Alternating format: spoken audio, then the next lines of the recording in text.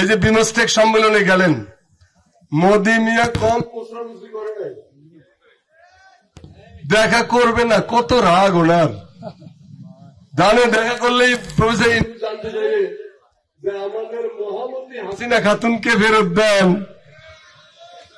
মোদি বলে যে হাসিনাকে ফেরত দেবেন, হাসিনা আমার,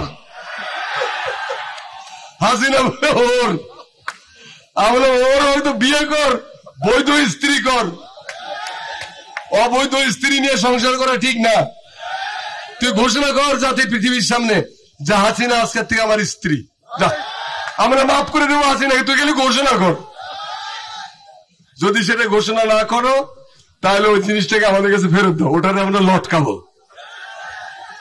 হাজার হাজার মানুষ হত্যার অপরাধে তাকে আমরা গাছে লটকাবো।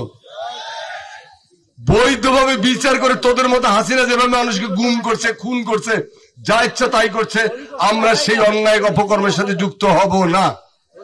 আমরা নিয়মতান্ত্রিক পদ্ধতি, আইনানুগ পদ্ধতিতে 7 বার ফাঁসি দেব। এখন বাংলাদেশ জর্জরিত, উত্থান রহিত, কোন রাস্তা ছিল না বেরিয়ে আসার। সেই সংকটময় সময়ে এই বাংলাদেশের যে সমস্ত ছাত্রছাত্রীরা, তোমাদের মতো ছোট ছোট মানুষরা এই যে আবাবিল পাখির মতো যেভাবে ঝাঁক বেঁধে রাস্তায় নেমে এসে এই দুঃশাসন অপশাসনকে উৎপাটন করেছ, এবং যারা এই কাজটি করতে গিয়ে প্রাণ বিসর্জন দিয়েছে, যা প্রায় 2000-এর মতো ছেলে মেয়ে নিহত হয়েছে, 30,000-এর মতো ছেলে মেয়ে বিকলাঙ্গ হয়ে গেছে, পঙ্গু হয়ে গেছে, অন্ধ হয়ে গেছে, তাদের স্যাক্রিফাইসের ভেতর দিয়ে আজকে আমরা মুক্ত স্বাধীন বাংলাদেশে দাঁড়িয়ে তোমাদের সাথে কথা বলতে পারছি। আমরা আমাদের সেই বীর শহীদ ভাইদের, জুলাই বিপ্লবের শহীদ ভাইদের স্মৃতির প্রতি জানাই গভীর শ্রদ্ধা। আমরা যেন কখনো আবু সাইদের কথা, মুগ্ধর কথা, রুদ্রের কথা, ওয়াসিম আকরামের কথা, রিয়া গোপের কথা কখনো যেন ভুলে না যাই। যদি ভুলে যাই তাহলে সেটা হবে বিশ্বাসঘাতকতা। আমাদের রাজনৈতিক দলদেরকেও বলবো যে দলাদলি, হানাহানি, মারামারি, কাটাকাটি যথেষ্ট হয়েছে।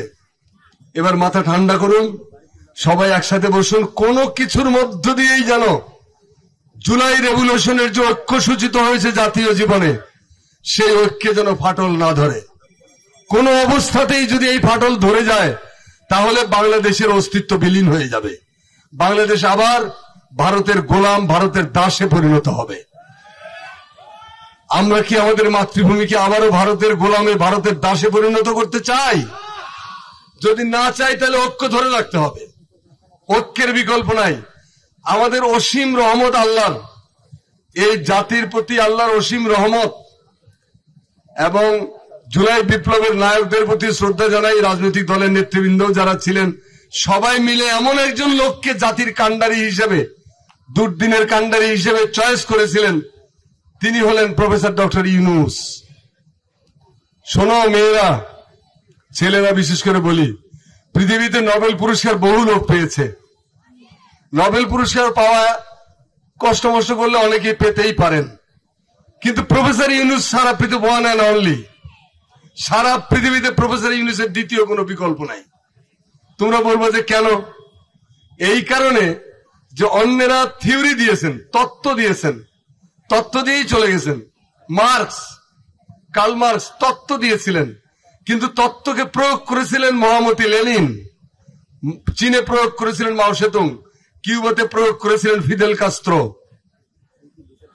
আবার আরো অনেকে আছে তত্ত্ব দিয়েছেন, তত্ত্ব দিয়ে চলে গেছেন, নিজে প্রয়োগ করে দেখান নাই। কিন্তু প্রফেসর ইউনূস হল সারা পৃথিবীর একমাত্র ফিলোসফার, একমাত্র অর্থনীতিবিদ, একমাত্র মানুষ যিনি তত্ত্ব দিয়ে সেই তত্ত্বকে প্রয়োগ করে দেখিয়েছেন যে এ দিয়ে সফলতা আনা সম্ভব।